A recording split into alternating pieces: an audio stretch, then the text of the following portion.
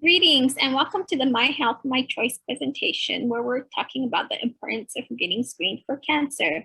My name is Marissa Adams and I am the program coordinator for the My Health, My Choice program. And I'm Julie Arman. I'm faculty in the Department of Family and Community Medicine at the University of Arizona. Hello, I am Cassandra De Leon Guerrero. I'm a wellness case manager here at the Tucson Indian Center. Hello, I am Christina Luna, and I am also a wellness case manager here at the Tucson Indian Center. Hi, I'm Heather Williamson, and I'm a faculty member at Northern Arizona University. We're here today to speak with you about the importance of cancer screenings and to share information about a program, My Health, My Choice. The purpose of the My Health, My Choice program is to educate Native American women living with an intellectual and/or developmental disability about being a healthy woman. Being a healthy woman includes going to a health provider for recommended health screenings, such as breast and cervical cancer screening. Cancer is an abnormal growth of cells in the body. And they can grow, those cells can grow in the breast and the cervix. And the cervix is a part of a women's reproductive system, but it's inside the body. So there's a special test called a Pap test or Pap smear to test for cancer, which many of you are probably familiar with. And we look for breast cancer using an X-ray called a mammogram.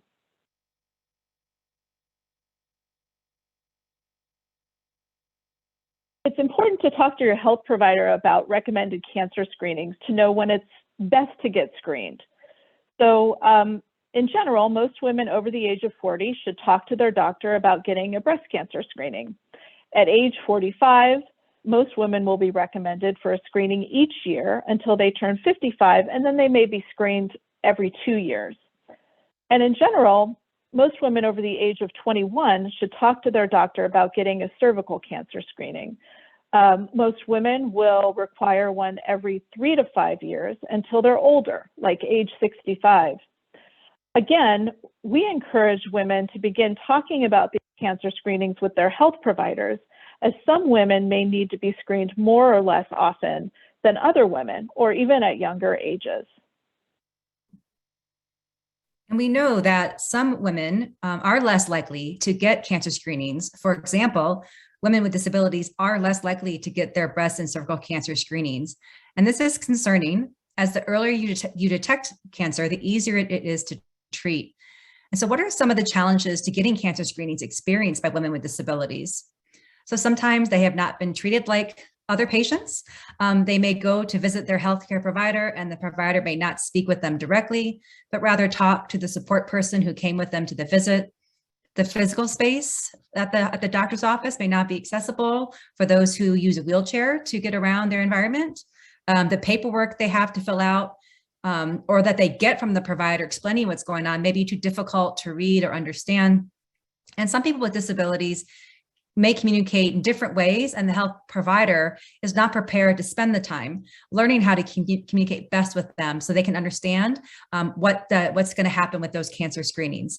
And so this is why we wanted to let you know about an opportunity for women with disabilities here in Arizona to learn about asking for the healthcare they want, including cancer screenings, and that program is called the My Health, My Choice program. Here is an image from a video that is actually included in the My Health, My Choice program, and it shows a woman with a disability talking with her healthcare provider about getting a mammogram. So My Health, My Choice is a cancer education screening program for Native American women who are 18 years and older, living with an intellectual developmental disability and their caregiver. It has 6 learning sessions about breast and cervical cancer screening, and that is done virtually or by phone. Each session will last at between 45 minutes to an hour.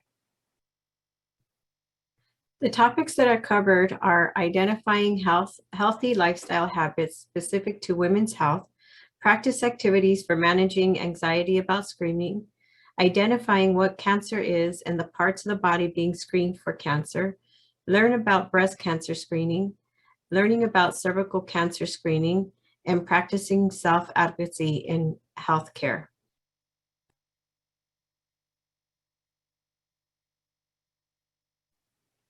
Now, here is an example of the kind of things we'll be learning about. Just basically defining cancer. Cancer is a disease in which some of the body's cells become unhealthy. They grow uncontrollably and spread to other parts of the body, like Dr. Arman mentioned earlier. So the middle image that you see, there are healthy kernels in this corn, but there's a lot of gray and dark colored growth around it. That's cancer. While next to it, there's normal kernels. So this is the kind of thing that you'll definitely see and learn more about with our program. We also provide a checklist and just questions that maybe you wouldn't understand, wouldn't know to ask, like where will you get it done, and like it was mentioned earlier, what ages you should get this done, and basically will help you advocate for yourself and provide the right questions to ask for these visits. We'll even show you what happens, during your cervical and breast exams and tests provided by the Tucson Indian Center in these videos. We'll provide a guide to how these things work. As we say in Hopi, namit dinaya, which is taking care of yourself, is extremely important so that you can be the best version of yourself and your family. As a matrilineal society, women will carry on our plan and responsibilities. Thank you so much for your time today, and you can contact our health educators via telephone or email at cluna, Luna, at TICENTER.org, or email myhealthmychoiceaz@gmail.com, or you can visit our website at myhealthmychoice.org. Asquale.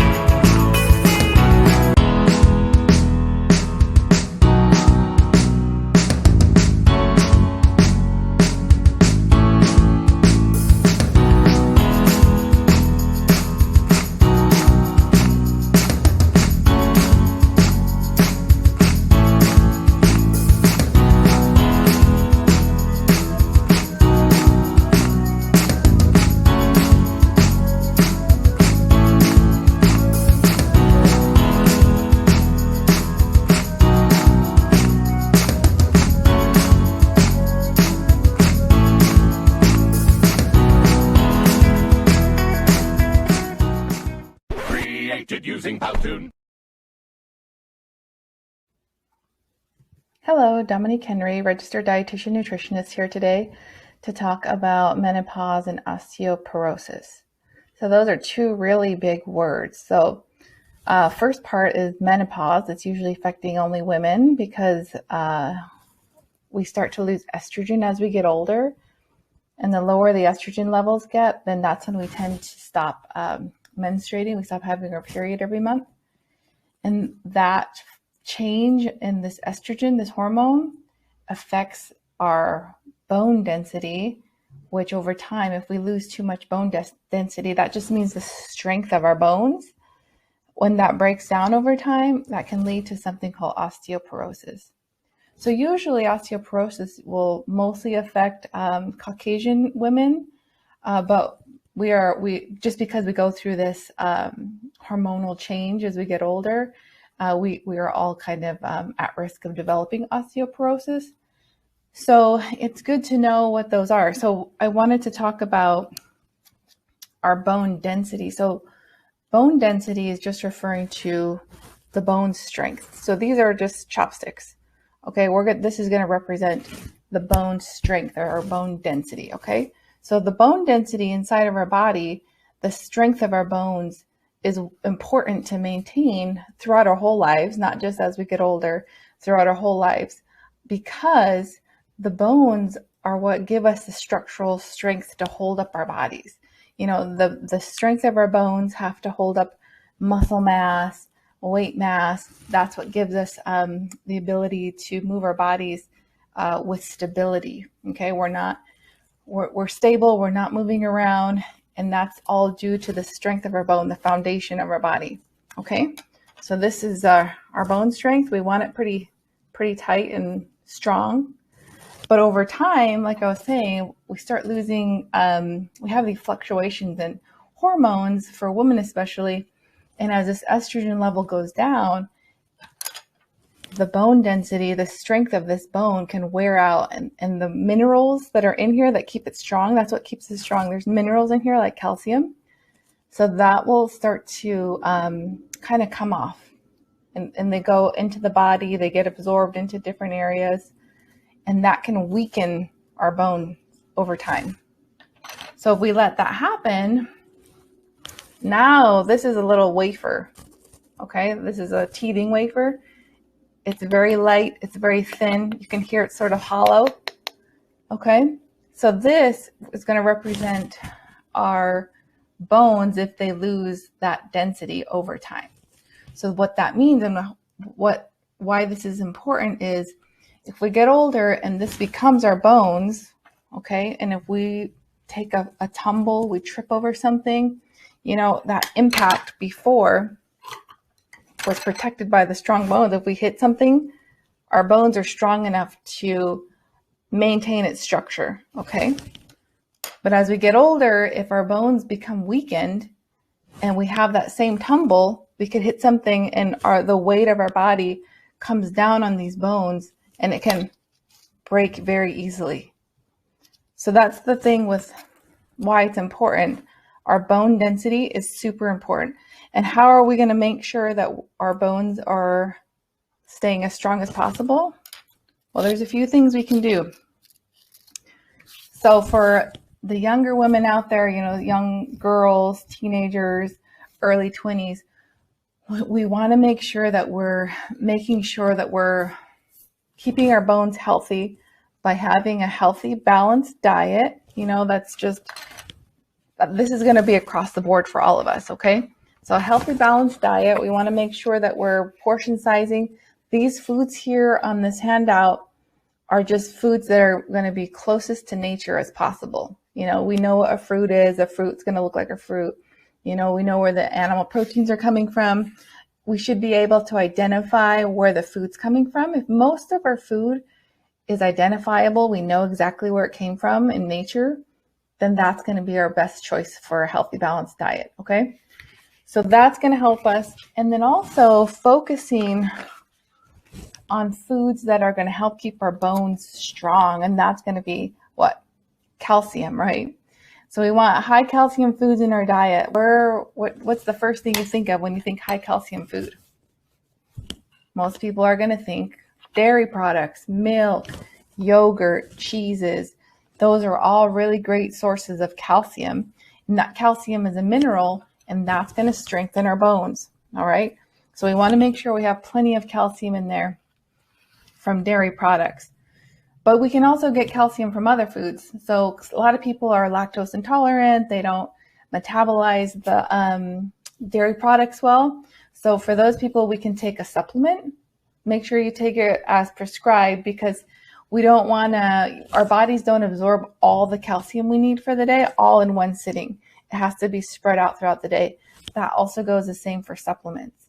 So usually you take two calcium supplements a day, usually once in the morning, once in the evening, and that's so that you get those 2 doses and your body gets a chance to absorb the calcium the way it should. Same with the foods, okay? Foods that are going to be more bioavailable, which means our body is going to recognize the calcium in there and absorb it easily, will be from those dairy products. That's going to be the #1 source. But also you can get calcium from dark leafy greens. You can get them from broccoli, spinach, bok choy. Chia seed have a little bit of calcium in them. So you can get those, having a varied diet is going to help you get the calcium we need. Okay, so making sure our diet is balanced, and then making sure we're focusing on calcium-rich foods is going to make sure our bones stay strong. So who knows what the partner is with calcium? So calcium works really well when it's paired with vitamin D.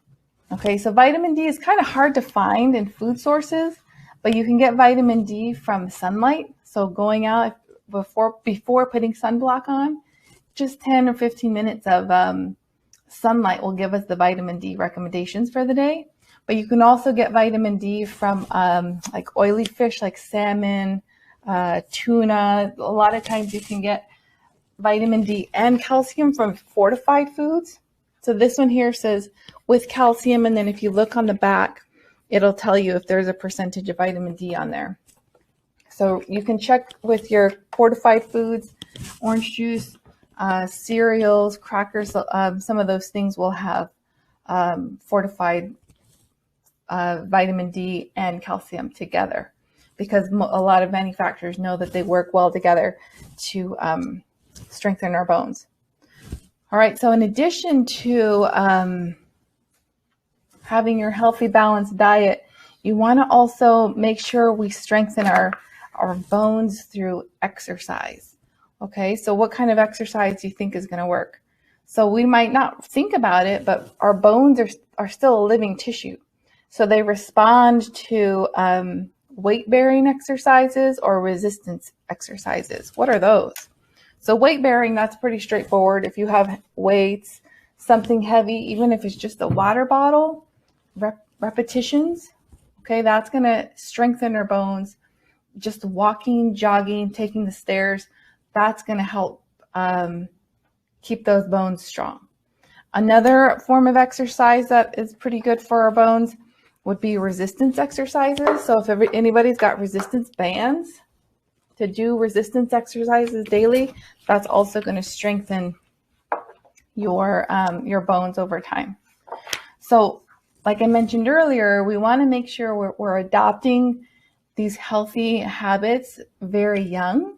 And that's because if our bones are stronger at a young age, as we get older, there's I guess you have more to start with, okay? You have more to start with before your bones start to break down, I guess.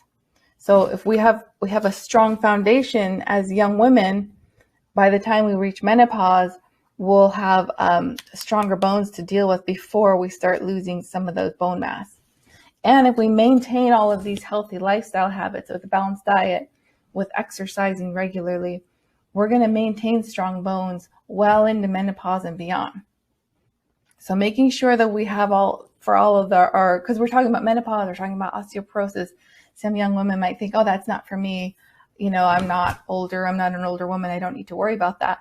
But we, as women, we know we're going to get there at some point. So we want to make sure we're having a healthy, strong foundation for our bones so that once we reach menopause, we know that we're going to be okay. We won't have to worry about our bones breaking down and becoming really brittle to where we might have to worry about tripping hazards and things like that. A few other things to keep in mind for bone health would be to, if you smoke, to maybe consider stop smoking. That's because smoking interferes with the way the estrogen works in our body. So if we're smoking at a very young age, we're going to be breaking our bones down at a younger age because we're blocking the estrogen, and the estrogen is what helps the calcium get absorbed into our bones. Okay, so we might be weakening our bones just by smoking. Same with excessive alcohol. So if you're drinking a lot of alcohol in your younger years, you might be affecting your bone strength by too much alcohol. So keep all of those in mind: a healthy diet, exercise, limiting smoking, and alcohol.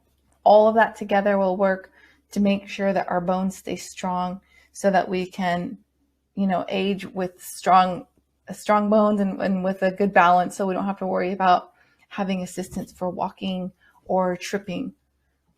So please take all of this information in. If it seems overwhelming, if either you're a young woman and you need some ideas of how to implement some of these lifestyle changes, or you are in the menopause stage and you're trying to figure out how you can keep your bones strong, please reach out to your medical team, reach out to the Indian Center. They can schedule you an appointment to meet with me, and we can look over your diet, and then we can see what kind of a plan we can come up with to make sure that you stay as healthy for as long as possible.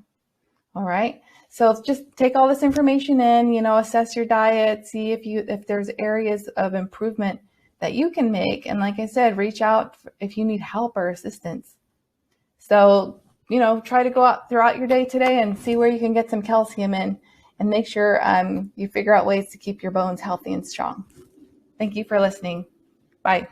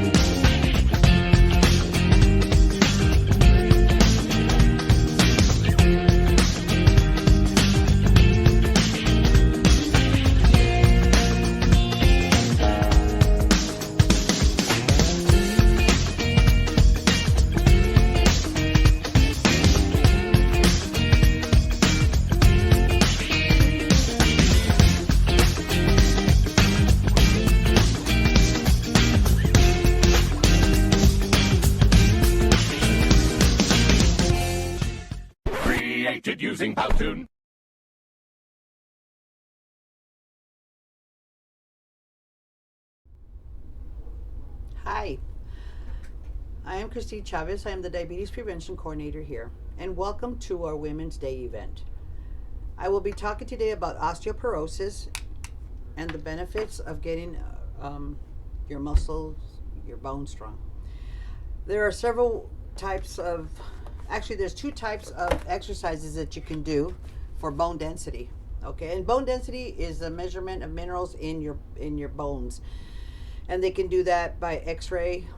It's called a tomography, and that's how they can measure your bone density. And if your bone density isn't high, you can get fractures, fall, brittle bones. So also, doing exercises at least 30 minutes a day and practicing balance can help you from falls. Uh, Exercise helps with heart circulation. It gives you a healthy body weight, and you sleep better. It also lowers your blood sugars if you're a person with diabetes, and it supports bone health. There's high impact and low impact. So when you do a high impact exercise, that means like running, jogging, dancing. And dancing is also a form of happiness, healing. Do you listen to music? You can dance, just feel free, and it helps heal your soul, make your heart happy.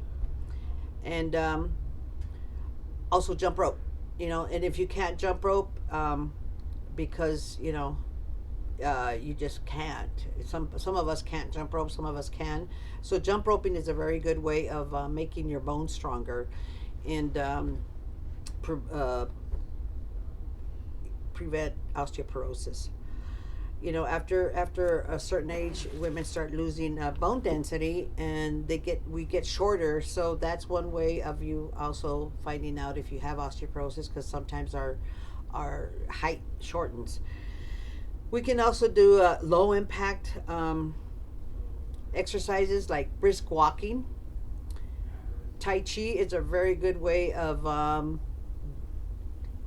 doing some low impact exercise for your bones, and it also calms, and it meditating and very soothing, and it helps you sleep better.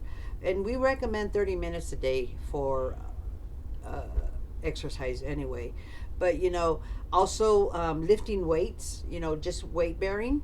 An elliptical can help also, in a treadmill. And brisk walk, you can just brisk walk 15 minutes one way, 15 minutes back, you got your 30 minutes in.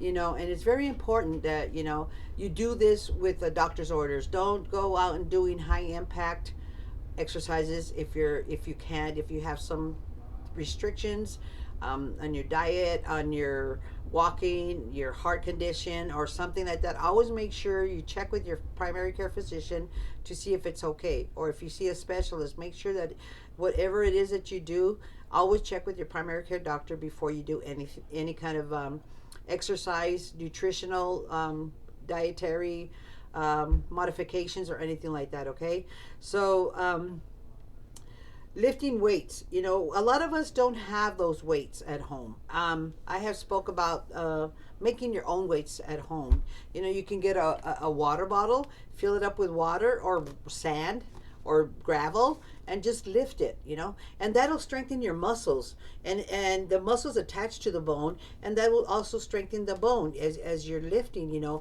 So if you do one bottle, and then use it to the next, or get two bottles, and then you can just get if you get stronger after a while, you can move up to milk cartons or not, so, or just get those free weights to use that. So there's a lot of different ways of keeping your bone strong, because after we reach a certain age, our bones might get brittle. We could just hit ourselves and break a bone, fall and break a hip, or so just start now and try to make your bones stronger. You're never too young and never too old to exercise. And if you can't do any of the low impact or high impact exercises, it's good to be just moving. Even if you have to do chair exercises, will help you for posture and flexibility. You can just stretch and do some arm raises, leg lifts. So you can also do that. But that won't help you for bone density, but it will help you for stretching your muscles, help you sleep better, and keeping flexibility. But if you can do high impact or low impact exercises, high impact, like I said, jump roping, climbing stairs is a high impact also. Gardening is also, it could be considered a high impact type of exercise because you're out there mowing the lawn, you're out there raking, things like that. So if you could just at least do 30 minutes a day to try to get your bones stronger, your muscles tighter, firm, it's always good to do that because if we don't move, we will get, fat. And this is 5 pounds of muscle. It's dense. It's a dense type of 5 pounds. And the fat is not very good for you. So I'd rather have you have 5 pounds of muscle than 5 pounds of fat, because this will not help your heart any, and this will. So with that, I hope you enjoyed this event. Stay healthy, be safe, and exercise at least 30 minutes a day. Eat plenty of colored fruits and vegetables to help with eyes, also with your eyes. So if you have any questions, I'm here, the Diabetes Prevention Program Coordinator, Christine Chavez, at 884-7131. Thank you for being here. Be safe.